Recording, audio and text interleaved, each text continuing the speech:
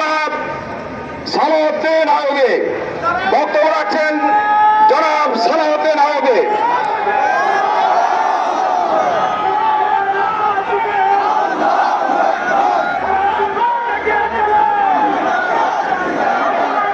আসসালামু আলাইকুম ওয়া রাহমাতুল্লাহি ওয়া বারাকাতুহু।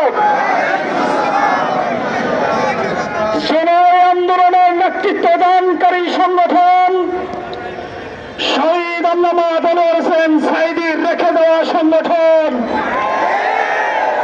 বাংলাদেশ জামাত ইসলামীর গাজীপুর জেলা এবং মহানগরী কর্তৃক আয়োজিত আজকের এই ঐতিহাসিক মহাসমুদ্র গণমিছিল পূর্ব সমাবেশের সংগ্রামী সভাপতি গাজীপুর জেলা শাখার সংগ্রামী আমির কেন্দ্রীয় মজলিসের শুরার অন্যতম সদস্য গাজীপুর অত্যন্ত গুরুত্বপূর্ণ আসন শ্রীপুর এবং সদর একাংশের জামাত মনোনীত সংসদ সদস্য প্রার্থী ডক্টর জাহাঙ্গীর ভাই উপস্থিত আজকে